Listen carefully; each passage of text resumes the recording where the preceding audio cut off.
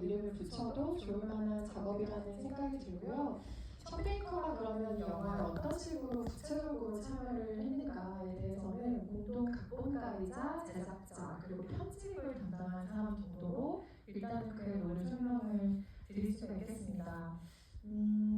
자막으로 등장하는 아이의 나이가 5살이죠. 5살 아이의 시선을 경유해서 대만 타이베이라는 대도시에서 새로운 삶을 시작하게 된 새 모녀의 일상을 좀 우리가 천진하게 따라가는 동안에 영화의 시야가 이 사람들을 둘러싼 가족 공동체 그리고 더 큰 사회로 점차 나아가는 작품의 구조를 가지고 있습니다. 올해 78회 한국자한테 비평가 주간에 처음 초청이 돼서 공개가 된 작품이고요. 이후에 지금 토론토, 뉴욕 그리고 가장 최근에는 한국의 부산국제 영화제까지 경쟁부 후보에 오르면서 지금 국제 영화제들에서 계속해서 호명이 되고 있는 작품 중에 하나고요. 최근에 이 작품은 내년 초에 열릴 아카데미 시상식에 최우수 국제 장편 영화상, 그러니까 국제 부문의 대만 대표 자격으로 오스카 레이스를 시작한 작품입니다. 그래서 또 어떤 소리의 성취가 이 영화에 있을지 기대가 되는 즈음이기도 한데요. 대만에 가보신 분들도 계실 거고 아니면 여러 작품을 통해서 대만을 접하셨던 분 그리고 이 영화를 통해서 특히 대만과 타이베이라는 도시 자체의 어떤 감각을 느끼신 분들도 계실 텐데 야시장 골목을 처음에 발랄하게 누리는 그 이진의 뒷모습 그리고 아주 길고 검은 머리카락을 휘날리면서 바이크를 모는 이안을 따라서 우리가 대만이라는 나라 그리고 타이베이라는 도시의 공간들을 보게 됩니다.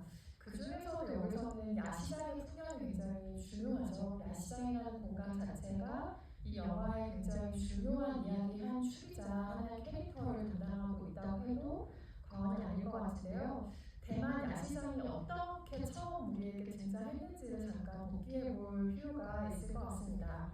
야시장이 처음 등장한 것은 바이크를 몬 이안과 그리고 같이 타고 있던 이진을 따라서 쭉 보이는 공간으로서 처음 우리에게 제시가 되는데요. 그러면서 그 장면 사운드가 굉장히 인상적이었던 것이 음식을 조리하는 소리, 사람들이 막 시장에서 물건을 사고 팔면서 흥정하는 소리, 그리고 사람들은 막 붐비는 거리가 빚어내는 그 활력 자체를 이진이 들어가거나 만화경처럼 그 만화경을 경유한 이미지로 우리에게 처음 단도시킨다는 것이 이 영화가 우리에게 타이베이라는 도시, 야시장이라는 공간을 보여주는 방식인데요.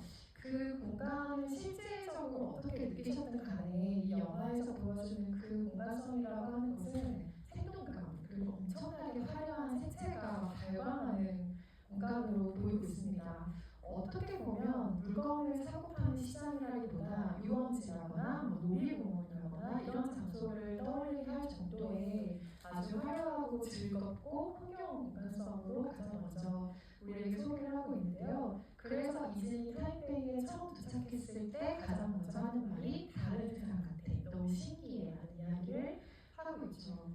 대만은 사실 우리에게 영화의 배경으로 아주 익숙한 공간이기도 합니다. 많이들 좋아하시는 에드워드 양의 하나 그리고 둘 같은 영화에서도 볼 수 있고 아니면 홈쇼시행 같은 감독들이 다만의 도시의 풍경으로서도 대만을 감각할 수 있지만 이 영화가 전달하는 대만 타이베이라는 압도적인 도시의 감각은 굉장히 생생하고 동시에 혼란스럽고 동시에 공동체의 감각이 뚜렷한 곳으로서 그려내고 있다는 첫 인상을 받게 됩니다. 그래서 이 공간을 처음에 그 만화경을 통해서 보여주는 방식, 또 야시장의 활기찬 분위기를 보여주는 이 방식이 이들이 이사를 왔고 그리고 앞으로 살아갈 타이베이라는 현실의 도시를 소개하는 방식이기도 하지만 영화 속에서는 이들이 살아갈 영화 속의 세계를 소개하는 방식이잖아요. 아이의 눈에 비친 방식대로 그것을 보여준다는 점에서 이 영화가 세계를 어떤 방식으로 감각할 것인지 타이베이라는 공간성을 관객에게 어떻게 제시할 것인지를 그 도입부에서 이미 다 참신하게 소개를 하고 있다는 생각이 들고요. 아이를 통해 본 풍경이라고 해서 사실 모두를 둘러싼 현실이 녹록지 않다는 것은 이 영화가 말해주고 있는 좀 가슴 아픈 부분 중에 하나이기도 합니다. 그 아이가 세상을 바라보는 유원지같이 알록달록한 그 풍경과는 조금 별개로 가부장적인 사회 분위기 아래에서 한부모 가정, 게다가 경제적인 공공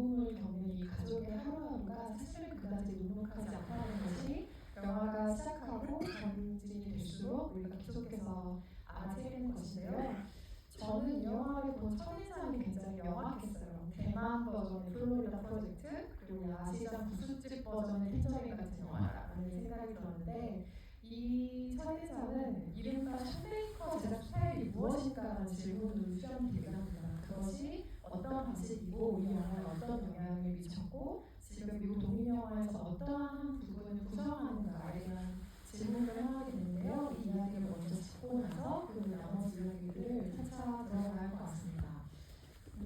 왼손잡이 소녀라는 영화는 이야기 내적으로는 대도시의 그늘 아래 존재하는 사회적인 소외계층으로 항상 향하는 리얼리즘적 시선을 견지하고 있죠. 이것은 항상 션베이커 팀이 제작하는 영화의 가장 중요한 단초, 출발점이기도 합니다. 그리고 그걸 찍어내는 외적인 방식을 보면 상당히 단출한 제작 스타일을 고수하고 있어요.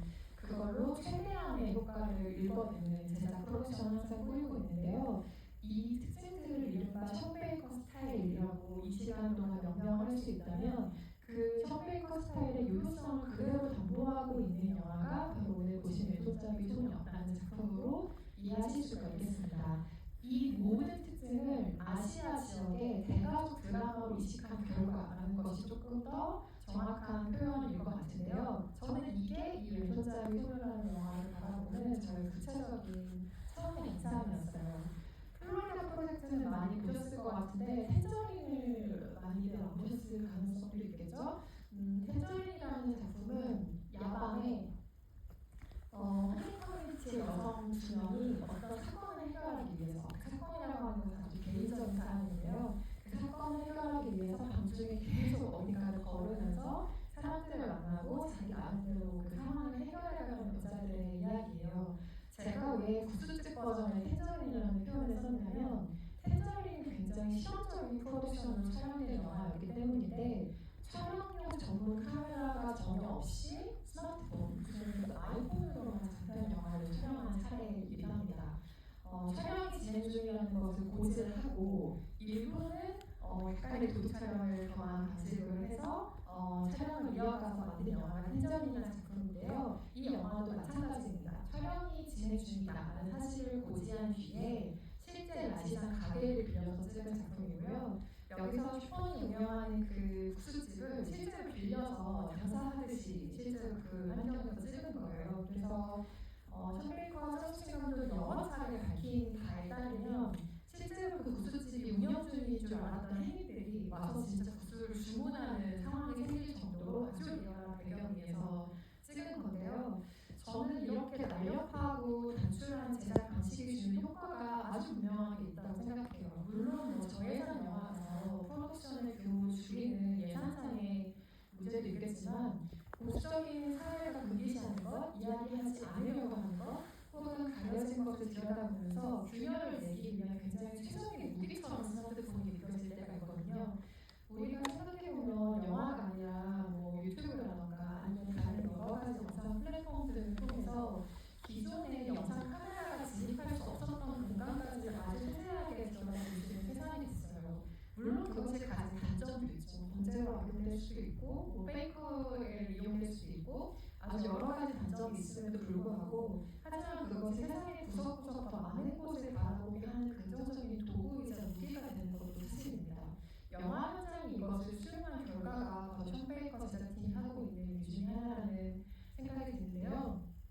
그것은 그렇게 최적의 도구가 될 뿐만 아니라 하나의 어떤 스타일로서 존재감을 계속해서 드러내고 있다. 그것도 이 영화에서 발견이 된다는 생각이 들게 됩니다. 여기에서 플로리다 프로젝트를 우리가 떠올리게 된다면 아이의 눈으로 세상을 보는 방식이 같기 때문이겠죠. 아직 이제는 굉장히 어리고 새로운 교육기관에 갔을 때 그 아이들의 배우는 것이라고 하는 걸 들어보면 정말 어린아이들이라는 걸 알 수 있죠. 이제는 처음에 그 교육기관의 새로운 친구다라고 소개가 될 때 선생님이 하는 말은 친구가 화장실 가고 싶다면 어딘지 알려줘야죠. 이런 식의 이야기를 하죠. 그러니까 간신히 혼자서 배변 활동을 할 수 있을 정도의 아주 어린아이의 시선을 통해서 이 모든 세계를 바라보게 되는데 그런 걸 배우는 아이죠. 5살은. 그러니까 어떤 세상이 돌아가는 작동 방식이라든지 우리 집에 뭔가 사람이 있긴 한 것 같은데 구체적으로 그게 가족 구성 영향을 미치고 있고 이게 사회 문화적인 맥락 안에서 어떤 위치에 놓이는지는 아직은 알 수 없는 아이, 그 아이의 시선으로 이 상황을 바라본다는 것이 이 영화의 특징 중에 하나일 텐데요.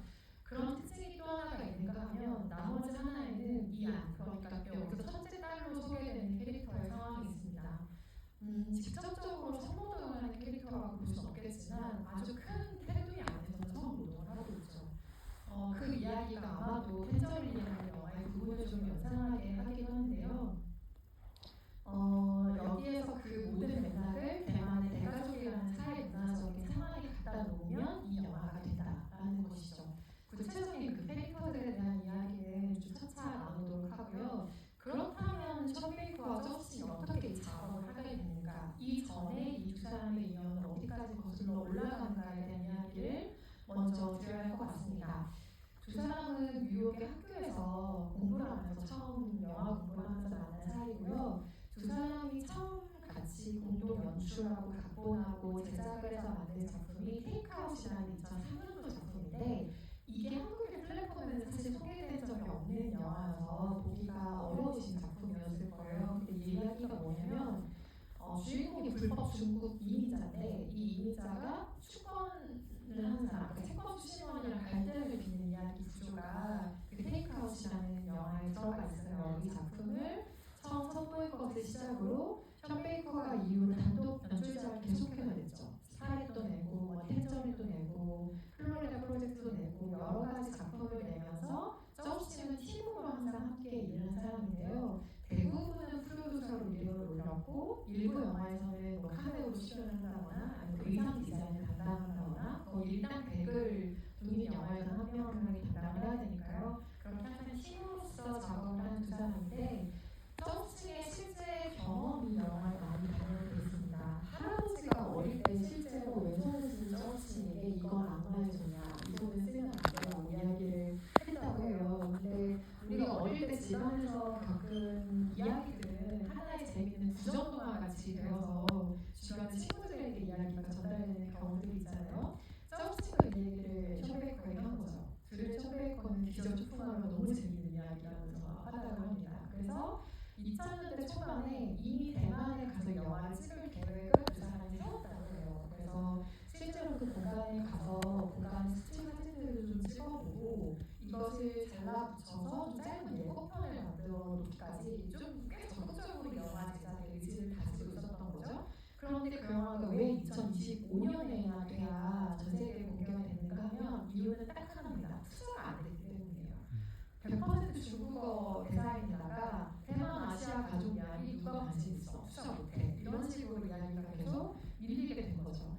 그래서 정확하게는 처음에 그 2000년대 초반에 한 달 넘게 대만에서 이 친구들과 같이 지내면서 그것의 환경을 좀 제대로 느껴보고 우리가 어떤 영화를 만들어야 하는가를 좀 그 분위기에 젖어서 고민해보자 하는 여정을 가졌다고 하고요. 보통 뭐 이례적인 경우이긴 하지만 촬영지를 먼저 결정하고 그 촬영지의 분위기를 반영을 해서 구체적인 이야기나 캐릭터를 결정하고 떠올리는 경우들이 있으니까요. 아마도 그런 식으로 이야기를 좀 더 구체화시키려는 작업을 이 두 사람이 계획을 했던 것 같아요. 그래서 그때 야시장도 가보고 여기서 이안이 일하고 있는 빌랑 가판대에도 한번 가보고 이런 장소들을 좀 찾아다니는 작업을 이미 2000년대 초반에 했었던 거죠. 이때를 저스틴 감독은 어떤 식으로 이야기를 하냐면 현장에 가서 그 내가 이야기를 만들기 위한 현장 리서치를 어떤 방식으로 해야 하는지 혹은 그 지역 주민들과 어떤 식으로 대화를 나누면서 현장의 팁을 좀 얻어야 하는지 같은 경험을 그때 많이 쌓았다는 이야기를 하는데요. 그러다가 2022년 칸영화제에 두 사람이 가게 되면서 프랑스 배급사인 레드로켓이라는 곳의 시나리오를 보여주게 됩니다. 이때 이 배급사의 조건은 시나리오 너무 좋다. 그런데 대만의 정부 영화 기금을 지원받는 조건으로 우리가 영화를 한번 만들어보자라는 제안을 새롭게 하게 돼요. 그렇게 진행이 되어 만들어진 영화가 왼손잡이 소녀인데요. 이게 가능했던 이유 중에 하나로 굉장히 뜨거웠지만 기생충의 영향이 있습니다. 어떤 영향일까요? 당시에 문준호 감독의 기생충 그리고 홍준호 감독의 넷플릭스로 공개됐던 오징어 게임 같은 작품들이 전 세계적으로 인기를 많이 끌고 있었죠. 이것이 아시아 작품에 대한 관심으로 흐르게 되는 하나의 영향을 제공한 겁니다. 그러니까 제작자들의 시선이 수정자의 이야기를 하게 된 거죠. 그러면서 가장 개인적인 것이 가장 창의적인 것이라는 마틴 스콜세지와 봉준호 감독을 겸유한 그 언어가 전 세계 제작자들에게 완전히 나아가서 꽂혀오르는 결과가 된 겁니다. 그 사이에 쇼펜허 감독은 위상이 높아졌죠. 아노라 같은 작품으로 칸과 오스카를 동시에 석권을 하게 되는 감독이 되면서 이 프로젝트 자체에 대한 인지도가 높아진 거예요. 그러면서 왜 이런 영화를 찍는가에 대해서 일일이 공유하지 않아도 되는 아주 폭넓은 관심사가 이미 형성되고 시작이 된 겁니다. 그래서 왼손잡이 소녀가 아주 개인적인 이야기를 출발했지만 그 이야기가 전 세계적인 시장을 두드릴 수 있는 하나의 가능성이라고 판단되는 시대가 드디어 열린 거죠. 이런 거 생각하면 타인이라는 건 분명히 존재하는 것 같죠. 분명히 예전부터 가지고 있었고 어린 시절에 겪었던 개인적인 경험이지만 이것이 이런 식으로 세계 무대를 노크하고 오스카 지형까지 나아가서 그 레이스를 함께할 수 있는 작품이 되리라고는 아마도 이야기를 처음 떠올렸던 저스틴 감독은 상상하지 못했던 이야기인데요. 감독이 이런 얘기를 했어요.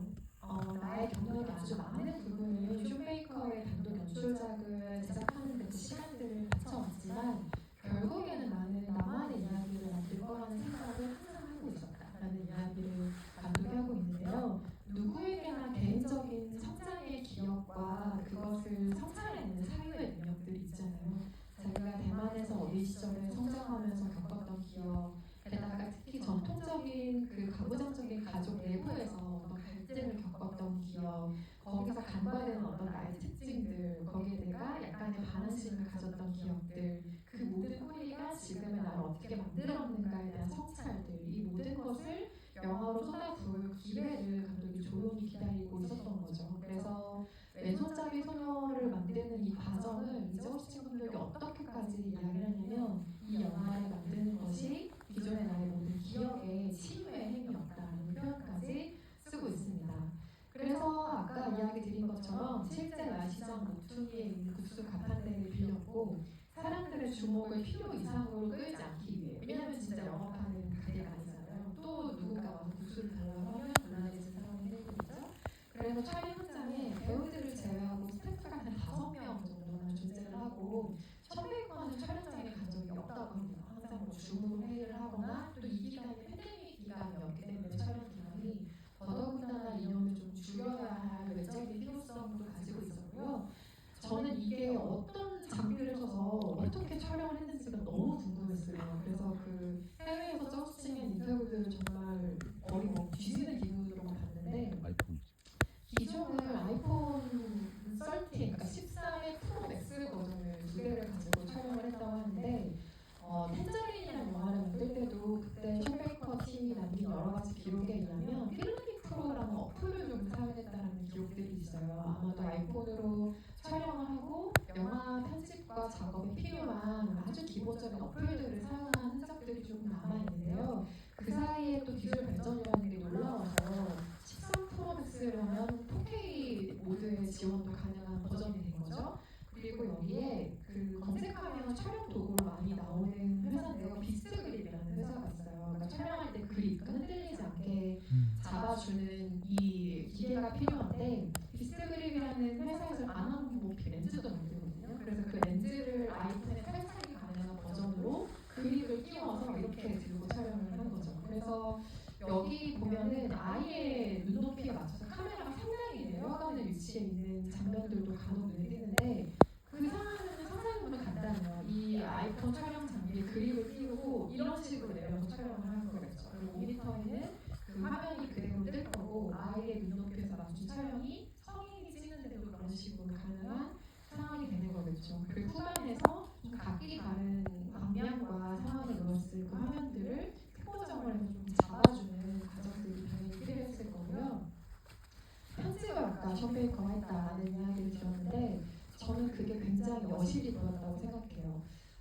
이따가 후반부에 이 영화에 제가 가졌던 약간 아쉬움에 대한 이야기도 하겠지만 저는 편집을 다른 사람이 했으면 이 영화가 어땠을까라는 궁금증이 보는 내내 있었어요. 왜냐하면 어떤 부분들은 굉장히 쇼메이커의 인장이 짙었는데 그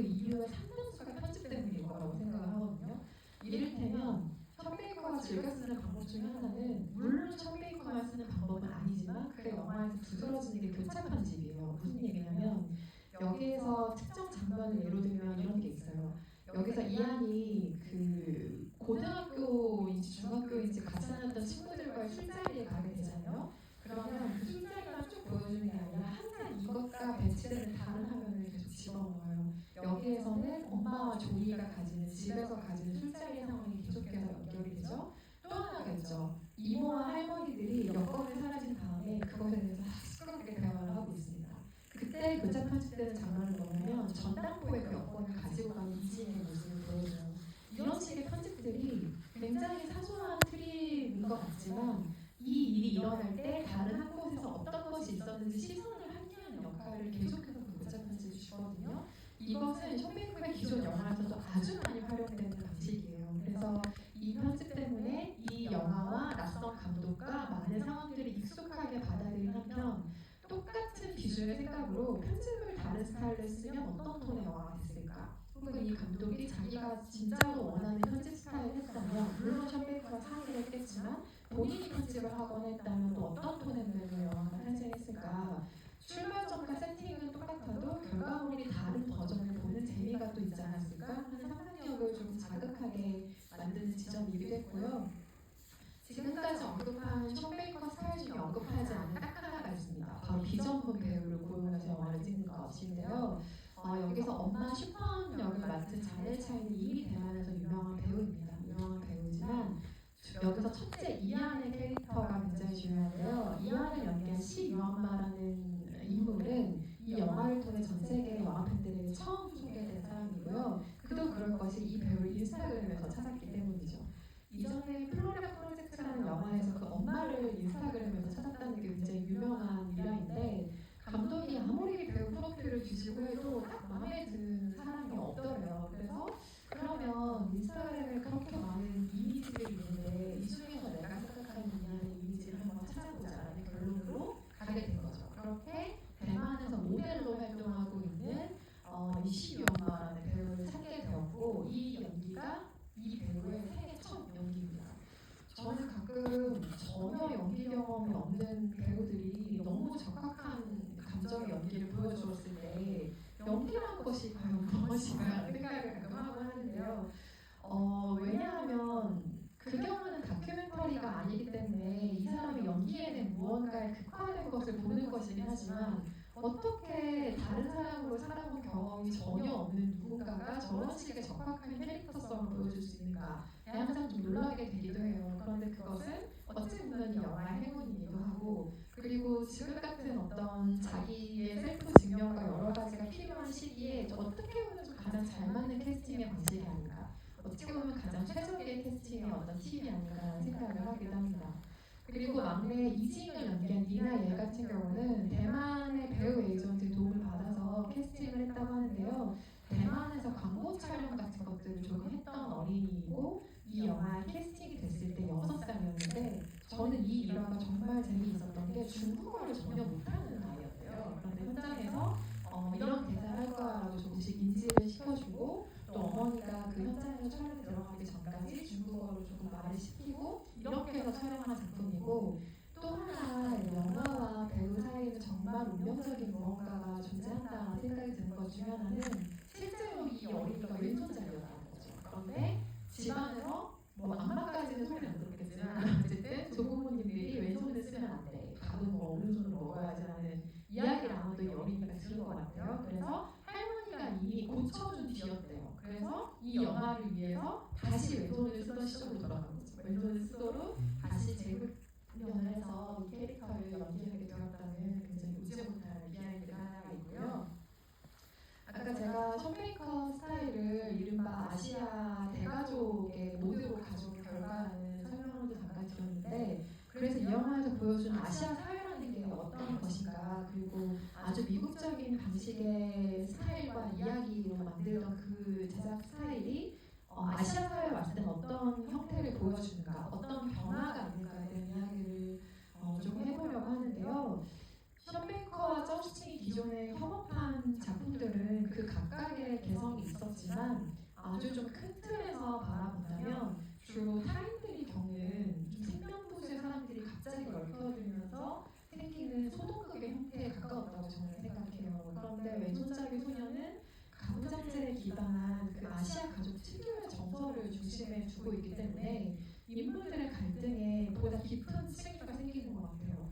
우리가 그냥 생각해봐도 친구와 갈등이 있는 거야. 혹은 전혀 모르는 옆집 사람과 뭐 갈등이 생기는 거, 혹은 식당에서 지하철에서 누군가 갈등이 생기는 것보다 내 가족과 갈등이 생기는 건 얼마나 복잡하고 뿌리가 깊습니까? 그러니까 이걸 가족의 문제로 가져오는 순간 완전히 좀 다른 결의 이야기가 펼쳐질 수밖에 없을 텐데요. 플로리다 프로젝트의 가족은 물론 있었죠. 그 모녀가 가족이라는 설정이 있었는데 그래도 가족이라고 그 둘뿐이잖아요. 이 둘만 어떻게 지지고 볶아내는데 왼손잡이 소녀의 인물들에게는 대가족의 구성원이라는 짐까지 있죠. 이들은 이것까지 같이 고충을 또 안아야 되는 상황에 놓이게 되는 건데요. 대만 사회만 그런 게 아니라 아시아 사회가 기본적으로 이렇죠. 그러니까 차별적인 대우가 너무 일상인 아들 우선주의가 과거에는 한국에도 더 있었고, 그리고 결혼 후에 경제적인 수준이 그 자매 형제들 사이에 미묘하게 달라지면서 생기는 어떤 사소한 갈등들, 미묘한 어떤 서로를 깔고 거나 혹은 물어보는 그 마음들, 이런 형태들이 저는 이 드라마 속의 긴장의 온도를 계속 아슬아슬하게 유지하고 있는 장치라고 생각을 하는데요.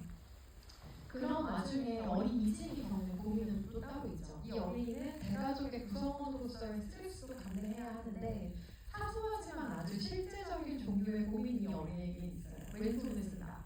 그러니까 타이베이로 이사를 오면서 종종 조부모가 돌볼 수밖에 없는 상황에 놓인 이 어린이가 왼손잡이라는 이유로 계속 할아버지에게 피자가 포주를 짓잖아요. 왼손은 악마의 손이다. 이거는 사실 어린이에게 저주 아닐까요? 거의 저주에 가까운 위협을 할아버지가 얘기하는데 이 할아버지는 그렇게 인식하는 게 아니라 어른으로서 제대로 가르치고 좀 바로잡아야 할 어떤 예절 교육의 일환으로서 그 왼손 사용을 언급을 하는데 영화에서 기어이 그 왼손 때문에 사건이 생기죠. 그러니까 별 생각 없이 왼손으로 공을 던졌는데 그걸 잡으러 달려나갔던 미어캣인 부부가 사고를 당하는 일이 생기고 이진은 그때부터 왼손이 하는 일을 무조건 악마의 짓으로 완전히 여기게 되죠. 그래서 우리가 봤다시피 잡화점에서 작은 물건들을 그 왼손이 하게 하는 것부터 시작을 해서 이진의 왼손은 돈 때문에 힘들어하는 그 엄마를 돕고 싶은 마음에 버린 아주 수상한 사건에도 가담 이 왼손을 하게 하는데요. 왼손잡이 소녀의 이 세 모녀의 양상을 생각해보면 사회가 규정한 정상성이라고 하는 기준에 다 미달하는 사람들이죠. 아이들 홀로 키우는 시끌맘이고, 그리고 대부분의 친구들과 달리 대학에 진학하지 않은 이안이 있고, 그리고 왼손잡이 이진이 있고, 이들에게 각각 사회가 원하는 틀에 가둬지지 않은 어떻게 보면 나쁘지 않은 낙인이 좀 찍힌 사람들일 텐데요. 이들을 둘러싼 야시장이라는 풍경이 아까 처음에 얘기했던 것처럼 이진이라는 어린이의 시선을 경유해서 아주 환상적인 모험의 배경으로 이들에게 기능하기도 하지만 저는 기본적으로 시장이 배경이었어야 하는 이유가 기본적으로 그 장소가 물건과 화폐의 가치 교환이 이루어지는 곳이라는 점에서 굉장히 중요했을 거라고 생각을 해요. 더 한뼘 나아가면 시장이라는 곳 자체도 계속 그 자기의 모습을 바꿔야 한다는 점에서 살아있는 생물처럼 저는 느껴지고 했거든요. 무슨 얘기냐면 세상의 요구대로 이 시장도 계속 바뀌어야 돼요. 물건도 사람들이 원하는 대로 갖다 놔야 되고 이 집이 월세를 제대로 내지 않으면 월세를 제대로 내는 집으로 바꿔야 하고 이 가게가 장사가 잘 된다고 하면 좁았던 가게를 넓은 곳으로 옮기고 장사가 안 되는 가게를 빼고 이런 식으로 계속 뭔가 변형을 줘야 하잖아요. 어떤 부수집을 드릴까부터 시작해서 경제정책을 어떻게 할까 이런 관리의 문제가 되는 건데 그렇게 계속해서 변화해야 하는 공간이라는 이 성질이 어쩌면 진짜 자기 자신의 모습을 찾아가야 하는 이 사람들의 이야기와 조용한 면이 있는 공간 배경이라는 생각도 차차 들긴 합니다. 어쨌든 여기서는 이안의 캐릭터가 조금 더 중요하다는 생각이 드는 이유가 이 이안이 다름 아닌 젊은 여성이기 때문인데요.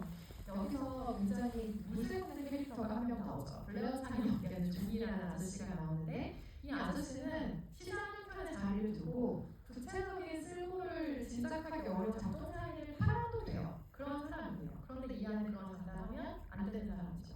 왜냐하면 젊은 여성한테는 이 빛나는 파는 게 더 암묵적이고 자연스러운 선택이 되기 때문인데 대만에서 이 빛나리라고 하는 열매가 껌 같은 기호식품이라고 알고 있어요. 그런데 이게 약간의 환각 증세라기보다는 카페인의 어떤 각성 효과를 주는 열매이기 때문에 운전을 하는 사람들이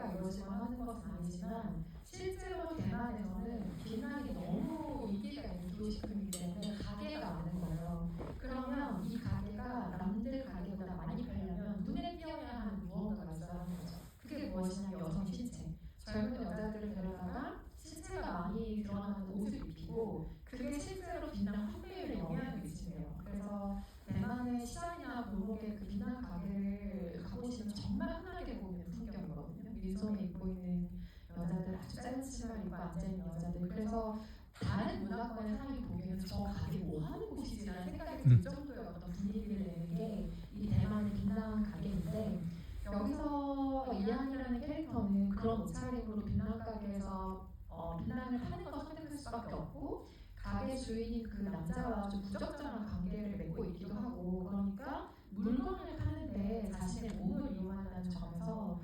폭넓게는 기존의 영화들에서 성 노동자들과 좀 연결되는 지점을 가지고도 있죠. 그래서 이 캐릭터가 가지는 어떤 슬픔이라면 이들이 욕망하는 것도, 그리고 이들이 수치심을 느끼는 것도 모두 학대, 돈에서 비롯된다는 것이 가장 이런 캐릭터들의 가장 비극적인 면모 중 하나일 거라고 생각하는데요. 경제적인 고통이 그래서 이 젊은 여자에게 영향을 미칩니까? 그렇지 않죠. 모두에게 영향을 미칩니다. 심지어 어린 이진에게 영향을 미치죠. 그래서 이 장면 중에 너무 재미있지만 좀 가슴이 아픈 장면 중 하나가, 저는 이안이 일을 그만둔 뒤에 이진이 언니를 따라가서 우리 집에 돈 없잖아, 언니 돈 벌어와 라고 말하는 장면이었거든요. 그때 이안이 지지 않고 네가 벌어와 라고 하면 이진이 나는 어리잖아, 왜냐면 이안이 또 어리기는 이렇게 얘기를 했기 때문에, 게다가 할머니 집에 가서 돈을 빌리려고 했다가 엄마가 수모를 당하는 걸 이 어린이가 보게 되잖아요. 그렇게 할머니 집에 있던 여권을 훔쳐서 전당포에 갖다주는 일까지 발생하게 되는 건데, 이 모든 상황들을 만약에 주변 사람들의 이야기로 들었다면 어떠실 것 같아요? 예를 들면 뭐 우리 집 둘째가 뭐 지금 뭐 말도 안 되게 집에서 멈춰다가 전당포에 갔다가 팔아서 걸렸어, 뭐 이런 식의 얘기를 듣거나, 아니면 그 집 첫째가 무슨 뭐 옷 야하게 입는 가게에 나가가지고 그런 거 팔고 있다네, 이런 식의 얘기를 들었다면 아마도 우리는 물론 여기에는 굉장히 그 철학자 같은 분들도 계시고 선량한 분들도 계셔서 그럴 수도 있지라고 넘기실 분들도 있지만, 아마 대다수의 저 같은 소시민들은 그래? 그런 일이 있어? 뭐 좀 이상한데? 이런 식의 어떤 반응을 보이기도 사실은 쉬울 거라고 생각을 해요. 그런데 중요한 것은 영화에서 우리가 봤다시피 그 모습이 이 사람들의 고정된 모습일 수는 없다는 거죠. 그러니까 삶을 살아가는 여러 방편들 사이의 선택으로 인한 아주 일시적인 이들의 모습일 수도 있는데, 대부분의 사람들은 이것이 이들이 지닌 정체성의 전부이냐 본질이냐 낙인을 찍기 때문에, 경제적인 공부를 가진 사람들이 사회 문화적인 배경 안에서 자꾸 그늘로 밀려날 수밖에 없다는 생각이 드는데요. 때로는 그런 사회 문화적인 시선보다 도덕적인 위선으로 지탱되는 어떤 가족 내 질서가 이들을 조금 더 두터운 벽 앞에 세운다는 생각도 들어요. 이를테면 이 집의 할아버지는 자기의 엄격함이 분명히 있는 사람인 것 같은데, 그 엄격함을 오직 이 왼손 적발에만 쓰는 사람인 것 같아요. 그러니까 자기는 포로를 봐도 그게 예술이다, 굉장히 간단한 사람인 거죠. 그리고 이 집의 할머니는 또 어떤 거예요? 이 할머니는 딸의 선택을 굉장히 탐탁지 않게 생각해요. 너는 왜 그렇게 돈이 없니? 너는 왜 그렇게 전 남편에게 목을 내리냐는 식으로 이야기하지만, 그렇다면 이 사람이 도덕적으로 올바른 사람인가? 전혀 그렇지 않죠. 이 사람은 아마도 여건이 필요한 그 불법 체류자들을 이용한 불법적인 행위로 본인의 경제적인 이득을 취하고 있는 상황이 너무 분명한데, 그러면서도 슈퍼 모녀가 먹기 위해, 먹고 살기 위해 하고 있는 선택들은 굉장히 탐탁치 않게 바라보는 이중성을 좀 가지고 있는 캐릭터죠. 그래서 영화가 그런 가부장적인 전체 사회 문화적인 질서와, 그리고 그렇게 모순을 가지고 있는 가족 내 질서의 이중 억압에 놓인 인물들을 보여준다는 생각이 들어요. 그걸 가장 생생한 시선으로 바라보고 있다는 게 이 영화에서 느껴지는 것이고, 이런 배경일수록 저는 이런 사회 문화적인 배경일수록 자기 자신의 정체성을 탐구하는 이야기가 한층 사실적이 될 수밖에 없다고 생각해요. 사회 문화적으로 혹은 가족 내 질서대로 학습된 것이 이들의 삶에 전반적으로 영향을 주고 있기 때문에, 이런 문화적인 배경 안에서라면 진정한 내 모습을 살아가는 사람들의 이야기가 어느 정도의 진실성을 담보한 채 우리에게 찾아올 수밖에 없는 것이죠. 그렇다면 이 이야기의 엔딩은 또 어떻게 흐를까요? 저는 이 영화 엔딩을 보고 굉장히 복잡했습니다. 이 엔딩에 대한 이야기까지를 좀 드려보려고 하는데요. 영화가 끝나기 20분 전부터 정확하게 이 영화가 아수라장이 되거든요.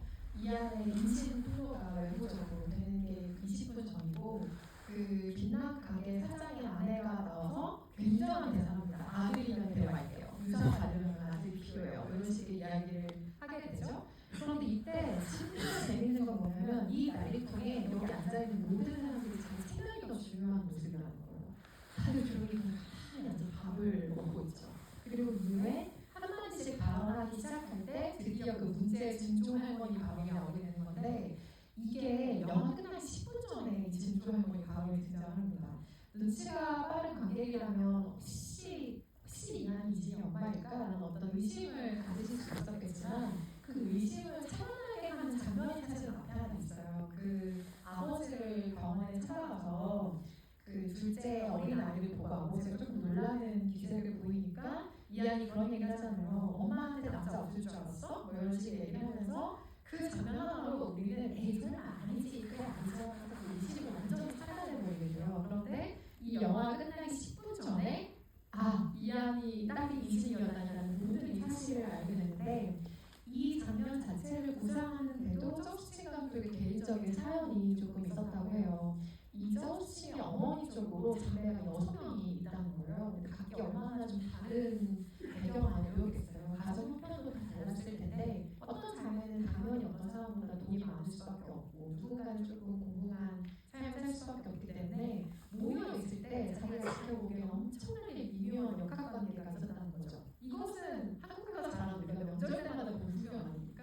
그래서 이런 풍경을 보면서 이게 얼마나 아시아적인 특이한 것이고, 이런 현실적인 가족 역할을 보여주는 게 얼마나 이 영화에 생생함을 부여할 것인가를 생각을 했다고 해요. 그리고 이 마지막 장면, 가족이 모두 모인 장면에서 퍼져나오는 가족들의 비밀을 보시고 떠올리는 영화가 아주 많으실 거예요. 저는 가장 먼저 떠올린 영화가 마이클리의 비밀과 거짓말, 이 분야의 거의 전통을 가진 작품이라고 할 수 있죠. 이 장면이 연상이 됐는데 실제로도 저스틴 감독의 레퍼런스로 많이 이 영화를 언급을 하기도 했더라고요.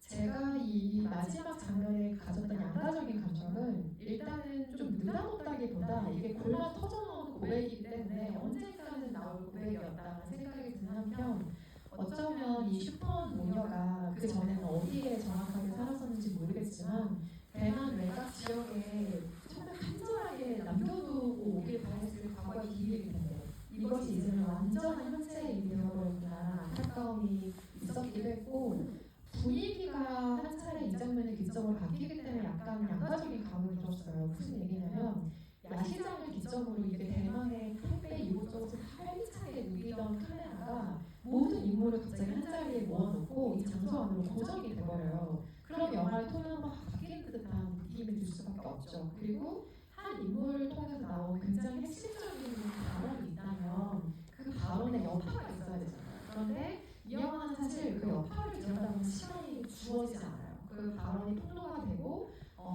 그 이후에 사람들에게 이게 어떠한 영향을 미쳐졌는지, 혹은 이것이 어떤 식의 역학관계로 서로에게 영향을 미쳤는지 그 시간이 영화에 주어지지 않는다라는 점이 저는 이 영화의 조금 아쉬운 지점이었는데요. 한 가지가 너무 마음에 걸렸던 게, 이 여파를 수습할 시간을 영화가 가지지 않았기 때문에 어른들이 갈등을 겪을 때마다 다른 짓을 하면서 그 얘기를 다 듣고 있어도 이진이 어떤 아이로 클 것인가, 이 이진이 이 이후에는 어떤 아이로 성장할 것인가 굉장히 마음에 걸리는 시점이었어요. 여기서 이진이 계속 다른 걸 볼 때마다 어른들의 이야기가 사운드로 흘러가거든요. 하지만 아이들은 다 듣고 있죠. 다 그 이상한 점을 생각한단 말이에요. 그러면서 어른들의 대화에서 정찬진이 누구냐? 라고 그 아빠를 물어볼 정도의 어떤 분별력도 가지고 있는 아이일 텐데, 이 여파가 도대체 어떻게 이진이라는 캐릭터에게 갈 것인가, 이걸 좀 걱정하게 되는 후반 20분의 그 난장판이었다고 생각을 해요. 그런데 생각을 해보면 이 비밀의 폭로가 그렇다면 이 영화에서 단순히 충격을 위한 장치로 쓰였는가, 저는 그건 아니라고 생각해요. 그러니까 인물들의 내면이나 그들의 인간성에 조금 더 가깝게 다가가는 계기로서 이 장치를 활용했다는 생각이 들고, 연약함과 어리석음은 누구에게나 있는데 그것을 고백을 하고 사회와 가족이 기대 안에서 그걸 다 버리고 혹은 넘어서면서 자기 자신으로 살아가려는 인물들이 그 안에 있었기 때문에 결과적으로 저는 이 엔딩을 좀 미워할 수가 없더라고요. 그리고 그 생일 파티의 짧은 폭풍이 지나가고 새 모녀가 다시 분주하게 살아가는 모습으로 영화 끝을 냈는데 저는 그 엔딩이 만약에 이 영화가 사회고할 다큐멘터리였다면 저렇게 끝나면 안 되죠. 그런데 사회고할 드라마가 아니라 극영화로서 맺을 수 있는 좀 궁극적인 납반성 같은 게 그 장면 안에 있다고 생각을 했고 인물들은 자신들이 속한 공동체가 발휘할 수 있는 어떤 최소한의 선의 안에서 일상과 자존을 지키는 것으로 자기 자신을 증명해낸다는 인상을 갖게 하는 장면이었어요. 마치 플로리다 프로젝트의 아이들이 서로의 손을 힘차게 잡고 뛰었던 것이 그 상황은 아무것도 해결해주지 않더라도 일만의 위안을 주었던 것처럼 이 영화의 마지막 장면이 그렇게 바라보게 됐었는데요. 자기 자신의 존재를 잊기 위한 투쟁을 벌여야 되는 사람들의 이야기가 늘 션베이커와 저스틴의 영화이죠. 그래서 세상은 너무 잔혹한 곳이지만 그 안에는 언제나 발휘되는 누군가의 작은 선의가 있어요. 이 영화의 경우 저는 그게 종이 아저씨라고 생각을 하는데 그것이 어떻게 삶을 일으키게 되는지 혹은 어떻게 결국에는 삶을 낙관적으로 바라보게 만드는지의 기능을 가진다고 생각합니다.